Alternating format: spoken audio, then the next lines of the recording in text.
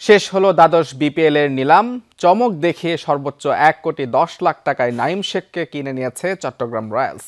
এ ক্যাটাগরিতে থাকা লিটন দাস ৭৫ লাখ টাকায় খেলবেন রংপুরে। ৬ ফ্র্যাঞ্চাইজি মিলে ৭২ দেশি ও ১২ জন বিদেশি ক্রিকেটারকে দলে নিয়েছে নিলাম থেকে। Rangpur, thank you very much sir. দিনক্ষণ নিয়ে নানা নাটকীয়তার পর অবশেষে বসেছে বিপিএল এর দ্বাদশ আসরের নিলাম। রোববার রাজধানীর একটি ৫ তারকা হোটেলে বেশ জমকালো আয়োজনেই অনুষ্ঠিত হয় এই নিলাম। ১ ঘন্টা পিছিয়ে বিকেল ৪টায় শুরুর কথা থাকলেও প্রস্তুতি সম্পন্ন করে তা শুরু হয় ৩০ মিনিট বিলম্বে। একে একে তোলা হয় দেশি ক্রিকেটারদের নাম,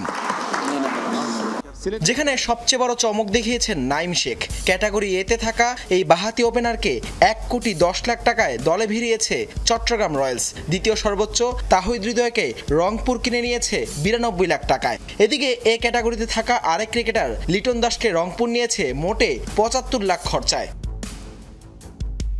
এছাড়া সর্বোচ্চ দামের তালিকায় থাকা সাইফুদ্দিন ৬৮ লাখে ঢাকায়, তানজিম সাকিব ৬৫ লাখে রাজশাহীতে। এদিকে রাইজিং স্টার এশিয়া কাপে দুর্দান্ত পারফর্ম করা হাবিবুর রহমান সোহান পেয়েছেন প্রত্যাশিত চড়া মূল্য। ৫০ লাখ টাকায় তাকে দলে ভিড়িয়েছে নোয়াখালী এক্সপ্রেস। এদিকে প্রথম ধাপে অবিকৃত থাকা মুশফিকুর রহিম ও মাহমুদুল্লাহ রিয়াদকে সম্মান দেখিয়ে ভিত্তিমূল্যেই রাজশাহী ও রংপুরে নেওয়া হয় ২ তারকা ক্রিকেটারকে।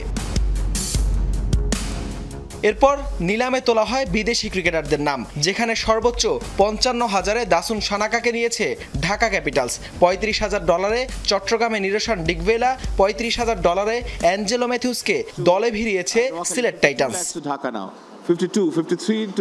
সব মিলে ৬ ফ্র্যাঞ্চাইজি মোট ৭২ জন দেশীয় ক্রিকেটার দলে ভিড়িয়েছে।